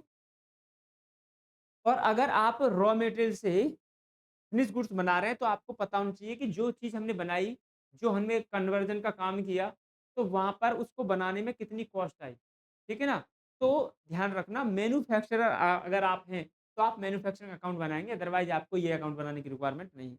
ट्राई बैलेंस के लिए मैंने आपको बताए थे 3 मेथड, एक तो होता है बैलेंसिंग मेथड, एक होता है आपका बैलेंस मेथड होता है एक तो, एक होता है टोटल मेथड और एक होता है आपका बैलेंसिंग और टोटल मेथड के द्वारा, ठीक है ना? एक तो होता है बैलेंसिंग के द्वारा आप बैलेंस निकाल के कर लोगे, एक सम मेथड के द्वारा कर सकेंगे, एक बैलेंसिंग और सम दोनों से आप बना सकते हैं। 3 मेथड है, तो उसको थोड़ा-सा ध्यान में रखना, ठीक है ना? कभी पूछ ले कि बैलेंस ट्राई बैलेंस बनाने के कितने मेथड है, तो आप बताएँगे 3 है, एक तो बैलेंसिंग के द्वारा हम कर सकते हैं, एक जो आपका अ, 2 साइड होती है, दोनों साइडों का टोटल के द्वारा आप ट्राई बैलेंस तैयार कर सकते हैं, ठीक है ना? और एक होती है आपकी अ, सम एंड बैलेंस मेथड। एक होता है आपका बैलेंस मेथड, एक होता है आपका सम मेथड और एक होता है आपका सम एंड बैलेंस मेथड। बात समझ में आई? हाँ जी। अब मैन्युफैक्चरिंग अकाउंट के बाद में हम कौन-सा अकाउंट तैयार करते हैं? मैं इस प्रोसेस को यहाँ ला रहा हूँ। फिर हम बनाते हैं ट्रेडिंग अकाउंट। कौन-सा अकाउंट बनाते हैं? ट्रेडिंग अकाउंट, ठीक है।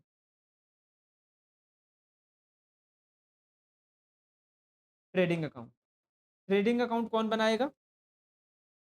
ट्रेडिंग अकाउंट वो बनाएगा जो बना हुआ माल लाता है, वो बनाएगा ट्रेडिंग अकाउंट। ट्रेडिंग अकाउंट के बाद में हम बनाते हैं operating account. Operating account.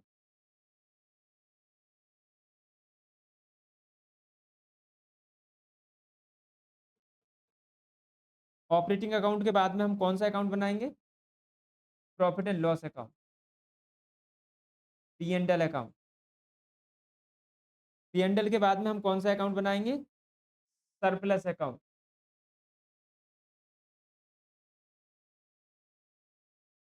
Surplus account.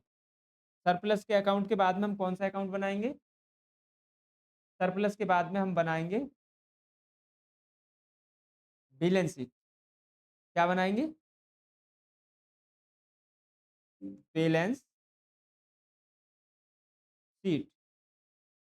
Balance sheet के बाद में हम क्या करेंगे? जर्नल प्रॉपर बनाएँगे। क्या बनाएँगे? Journal proper.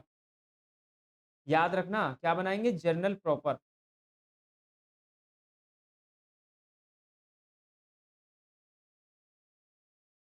Journal proper. याद रखना ये बात इम्पोर्टेंट है, इसको आप विशेष ध्यान रखिए। जनरल प्रॉपर मैंने बात वर्ड यहाँ पे लिखा है, ठीक है? अब मैं थोड़ा-सा इसके बारे में और बता दूँ और अकाउंट्स के बारे में बता दूँ। आई होप आपको बहुत अच्छे से समझ में आ जाएगा, कोई दिक्कत नहीं है, ठीक है ना? हम बेसिक से चीज़ें आपको बताएँगे और आपका जो कॉन्सेप्ट है वो क्लियर हो जाएँगे। जनरल प्रॉपर के बारे में अभी आपको बताऊँगा। देखिए, आप आप ये जो अकाउंटिंग प्रोसेस कहाँ से स्टार्ट हुआ? मैं हाइलाइट कर दूँ ज़रा? हाँ जी, हाइलाइट करो। यहाँ से आपका काम जो हुआ, ये अकाउंटिंग प्रोसेस का काम हुआ। अकाउंटिंग प्रोसेस है ये। बैलेंसिंग करना, ट्राई बैलेंस बनाना, मैन्युफैक्चरिंग अकाउंट बनाना, ट्रेडिंग अकाउंट बनाना, ऑपरेटिंग अकाउंट बनाना, प्रॉफिट एंड लॉस अकाउंट बनाना, सरप्लस अकाउंट बनाना, बैलेंस शीट बनाना, फिर जनरल प्रॉपर। ठीक है ना? यहाँ तक ये काम किसका है? अकाउंट अकाउंटिंग प्रोसेस है और ये काम करता कौन है? अकाउंटेंट करता है। उससे पहले का काम किसका था? क्लर्क का था, राइट? क्लर्क का था। अब अब आप ध्यान रखेंगे कि ये हमने अकाउंटिंग प्रोसेस का प्रोसेस बताया आपको, ठीक है? ये पूरा पूरा अकाउंटिंग प्रोसेस बताया। इन दोनों इन दोनों को मिला कर के इन दोनों को मिलाकर book keeping process process plus accounting process को मिलाकर के बनता है अकाउंटिंग साइकिल। अकाउंटिंग साइकिल, ठीक है? Accounting cycle. तो इन दोनों को मिला कर के क्या बनता है? अकाउंटिंग साइकिल बनता है। 1 मिनट।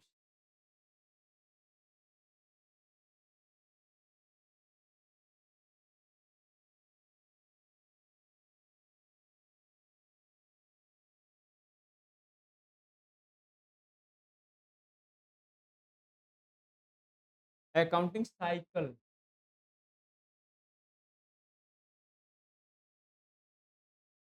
ठीक है?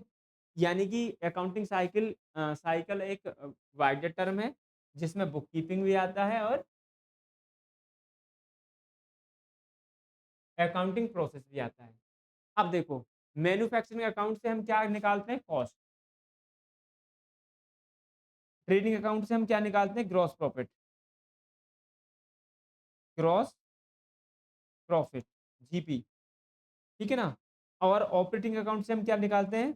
ऑपरेटिंग अकाउंट से निकालते हैं हम ऑपरेटिंग प्रॉफिट, ओपी। याद रख लोगे? हाँ जी। पी&एल से हम निकालते हैं नेट प्रॉफिट, नेट प्रॉफिट। देखो इसका नाम क्या है? सुप सरप्लस अकाउंट का दूसरा नाम है profit and loss appropriation account, और इसको इससे हम निकालते हैं appropriate profit, appropriate net profit, ठीक है ना? और बैलेंस शीट तो आपको पता है कि ये हमको बताता है कि बिज़नेस के पास में कितनी एसेट्स हैं और कितनी लायबिलिटीज़ हैं। आई होप आपको इतना समझ में आया होगा। हाँ जी, इतना हमको समझ में आया है कि ये आपने ये बताया। अब आप इसमें थोड़ा-सा ध्यान ये रखेंगे कि देखिए, ये तो आपको पता है डायरेक्ट एक्सपेंसेस आते हैं ट्रेडिंग अकाउंट में। ऑपरेटिंग अकाउंट में इनडायरेक्ट आते हैं, लेकिन इनडायरेक्ट एक्सपेंसेस को हम 2 पार्टों में बाँटते हैं। एक तो होते हैं ऑपरेटिंग एक्सपेंसेस और एक होते हैं नॉन ऑपरेटिंग एक्सपेंसेस। जनरली आपको अकाउंट जब आपने पढ़ा होगा 11th-12th में, आपको ट्रेडिंग अकाउंट और पी&एल अकाउंट एक ही साथ देखने को मिलते हैं। लेकिन आपको अब बहुत वाइडर नॉलेज हो जाए, इसलिए मैंने इनको अलग-अलग किया। ठीक है ना? अलग-अलग किया। अधिकतर क्या होता है 11th-12th में बच्चों को ये बताया नहीं, ऑपरेटिंग अकाउंट का नाम ही नहीं होता है। और मैंने आपको इसलिए इसको बाइफरकेट कर दिया कि आपको कोई प्रॉब्लम ना हो, क्योंकि मैनेजमेंट में आपको कई जगह आपको रेशो निकालने के लिए आपको ऑपरेटिंग ऑपरेटिंग प्रॉफिट निकालना पड़ेगा। ऑपरेटिंग प्रॉफिट के लिए आपको पता होना चाहिए कि ऑपरेटिंग एक्सपेंसेस कौन-कौन से होते हैं। तो इसलिए मैंने इनको अलग-अलग सेपरेटली कर लिया। तो देखिए, जब ट्रेडिंग अकाउंट से ग्रॉस ग्रॉस प्रॉफिट आएगा, तो ग्रॉस प्रॉफिट में से हम ऑपरेटिंग एक्सपेंसेस लेस कर देंगे, तो वो क्या बन जाएगा? ऑपरेटिंग प्रॉफिट बन जाएगा, राइट? ऑपरेटिंग लॉस भी बनता है, ये इसको मत देखना। भई वो तो आप जानते हैं, ग्रॉस लॉस भी बन सकता है, वो तो आपको ध्यान में रखना है कि भैया अगर आपका क्रेडिट साइड का टोटल कम है और डेबिट साइड का ज़्यादा है, तो लॉस बन जाएगा, उसको हम ग्रॉस लॉस कहेंगे। और अगर आपका क्रेडिट साइड का टोटल ज़्यादा है और डेबिट साइड का कम है, तो ग्रॉस प्रॉफिट बन जाएगा। ऑपरेटिंग अकाउंट से आएगा ऑपरेटिंग प्रॉफिट, लॉस भी बन सकता है, राइट? इसको हम ट्रांसफर कर देंगे पी&एल अकाउंट में, तो बनेगा नेट प्रॉफिट, और इसको पी&एल अकाउंट से हम ट्रांसफर कर देंगे सरप्लस अकाउंट में, तो ये बनेगा एप्रोप्रिएट नेट प्रॉफिट, राइट? और फिर इसको हम ट्रांसफर करते हैं बैलेंस शीट में, राइट? बैलेंस शीट में ट्रांसफर करने के बाद में जनरल जनरल प्रॉपर बनाते हैं। जनरल प्रॉफिट में हम क्या करते हैं? जनरल प्रॉपर में हम क्या करते हैं? साइक्लिकल नेचर का मतलब अकाउंटिंग साइकिल का मतलब पता है क्या होता है? साइकिल की तरह, जो साइकिल का पहिया आपने देखा ना, साइकिल, ये, तो वो ऐसे करके चलेगा और फिर उसी में जाके मिल जाएगा। तो साइकिल हम इसको ऐसे इसलिए बोल रहे हैं कि जनरल प्रॉपर में क्या करेंगे, जब 1 वर्ष पूरा हो जाएगा, जब 1 वर्ष कंप्लीट हो गया ना आपका पूरा, तो आपकी जो बैलेंस शीट में जो आइटम्स हैं, उनकी आप एंट्री बनाएँगे।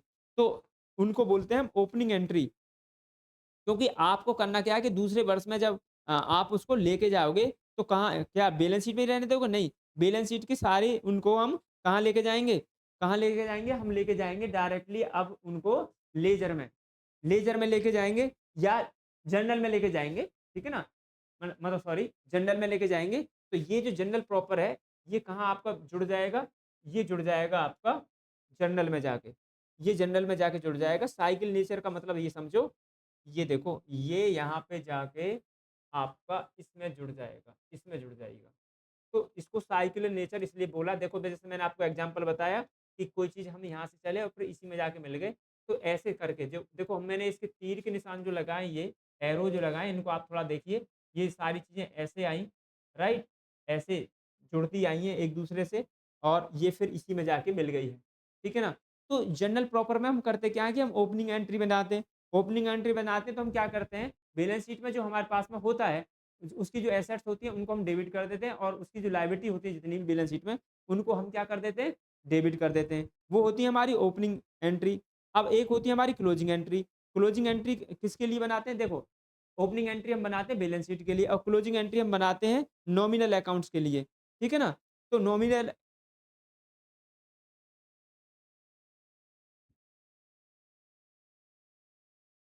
जैसे कि आपको पता है कि नॉमिनल अकाउंट किसको बोलते हैं हम?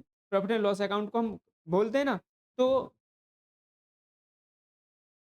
कभी-कभी क्या होता है कि वर्ष के अंत में सभी जो इनकम है अ, सभी आय व्यय खाते जो नॉमिनल अकाउंट होते हैं, है ना? व्यापार खाते और लाभ-हानि खाते में जनरल लेखाओं द्वारा हस्तांतरित कर दिए जाते हैं।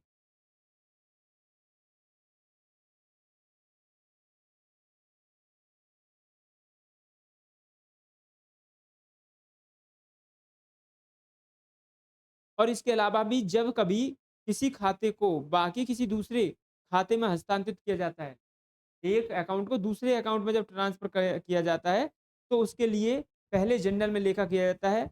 इन्हीं जनरल लेखों को हम अंतिम यानी कि क्लोजिंग एंट्री बोलते हैं।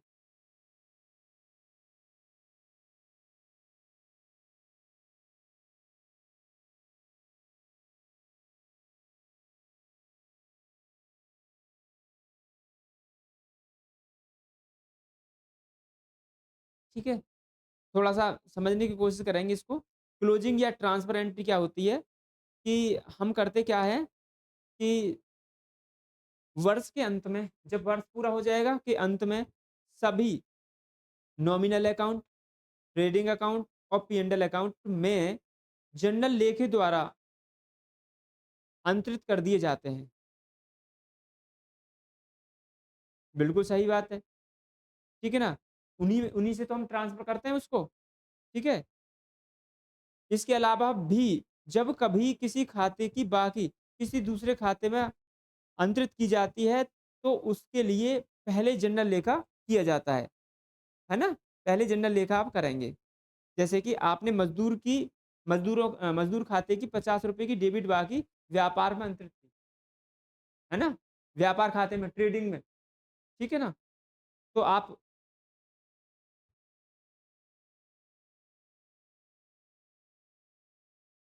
डेबिट बाकी है ना, तो उसको आपने किसमें किया? ट्रेडिंग अकाउंट में अंतरित किया, तो उसके लिए एंट्री बनाना, उनको हम बोलते हैं क्लोजिंग एंट्री। कुछ आपको पता है कि भई कुछ एंट्री ऐसी होती हैं जो जो आपको एडजस्टमेंट एंट्री सुना होगा आपने, एडजस्टमेंट एंट्री वो होती हैं जो आपको नीचे एडिशनल इन्फॉर्मेशन में दे रखी होती हैं। तो आप उसको उसको कैसे जाओगे करने? तो हम जनरल प्रॉपर में उसके लिए एडजस्टमेंट नाम से एंट्री बनाएँगे, ठीक है ना? और फिर उनको कहाँ लेके जाएँगे? जनरल में लेके जाएँगे, ठीक है? देखो बैलेंस शीट की जो भी आपका बैलेंस शीट की जो भी है ना डेबिट साइड और credit side sorry liability side और एसेट साइड ठीक है ना? उसको हम कहाँ पे लेके जाएँगे, जनरल प्रॉपर में लेके जाएँगे और वहाँ पर हम क्या खोलेंगे, ओपनिंग एंट्री खोलेंगे। और आपको पता है ट्रेडिंग अकाउंट हो, है ना? नॉमिनल अकाउंट हो, ठीक है ना? और पी एंड एल अकाउंट हो, ठीक है? उनका उनका भी हमें जनरल में ट्रांसफ़र करना होता है, उनको बोलते हैं क्लोजिंग एंट्री, राइट? एक होती है आपकी एडजस्टमेंट एंट्री जो आपको एडिशनल इन्फॉर्मेशन में दी होती है, उनको भी हमें ट्रांसफ़र करना होता है, तो उसके लिए जनरल प्रॉपर बनाएँगे, तो उसके लिए एडजस्टमेंट एंट्री बनाएँगे। और एक होती है रेक्टिफाइंग एंट्री वो होती है, जैसे मान लो कोई ऐसी कोई मतलब रेक्टिफाई का मतलब है जो संशोधन करना है हमें, हमसे कोई अशुद्धि हो गई थी ना, अशुद्धि हो जाती है ना? ट्राई बैलेंस में अशुद्धियाँ हो गई, तो उनको उनको मतलब सही करने के लिए हम रेक्टिफाई एंट्री बनाते हैं।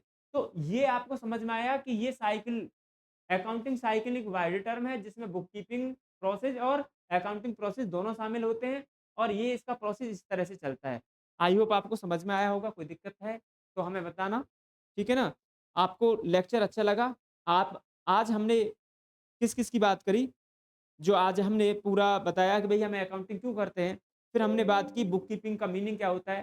फिर हमने बात की बुक कीपिंग का प्रोसेस क्या होता है। फिर हमने बात की अकाउंटिंग का प्रोसेस क्या होता है। फिर हमने बात की अकाउंटिंग साइकिल क्या होती है, राइट? अब हम थोड़ा-सा अकाउंटिंग का मीनिंग आपको बता दें? हाँ जी, अकाउंटिंग का मीनिंग क्या है? अकाउंटिंग का मीनिंग भी आपको पता होना चाहिए, ठीक है ना? बेसिक चीज़ें हैं बहुत ज़्यादा। तो अकाउंटिंग बुक कीपिंग का मीनिंग हमने क्या बताया था आपको? अ बुक कीपिंग यानी कि पुस्तक वह विज्ञान और कला है जिसके अनुसार किसी व्यक्ति संस्था फर्म है ना किसी संस्था फर्म के द्वारा किए जाने वाले लेन देनों का लेखा निश्चित पुस्तक में निश्चित प्रणाली के अनुसार नियमित रूप से किया जाता है। लेकिन बुक कीपिंग क्या है ये तो हमने बता दिया। लेकिन अकाउंटिंग क्या है? अकाउंटिंग एक प्रोसेस है जिसमें हम क्या करते हैं? अकाउंटिंग एक प्रोसेस है जिसमें हम क्या करते हैं? जिसमें हम जो रिकॉर्डिंग करते हैं, क्लासिफाई कर देते हैं, समराइज़ करते हैं और इंटरप्रेट करके रिजल्ट निकालते हैं, उसको हम कहते हैं अकाउंटिंग, राइट? आई होप आपको समझ में आया होगा। तो इतना हमने किया आज के लेक्चर में, ठीक है ना? तो वीडियो ज़्यादा बड़ा ना बने और चीज़ें आपको समझ आएँ, तो इतना हमने बताया। कल हम आपको ऑब्जेक्टिव्स अकाउंटिंग के बताएँगे, टाइप ऑफ अकाउंटिंग बताएँगे, कितने तरह की अकाउंटिंग होती है। फिर अकाउंटिंग के टाइप्स बताने के बाद में हम आपको प्रिंसिपल, है ना? कॉन्सेप्ट, अजम्पशन, कन्वेंशंस ये सारी चीज़ें बताएँगे और यहाँ से आपको प्रोसेस पूछा जा सकता है। तो आई होप आप जो है अच्छे से तैयारी करेंगे, right? Okay, okay, thank you very very much और आप जो है इस वीडियो को ज़्यादा से ज़्यादा लोगों के साथ में शेयर करना। Okay, thank you.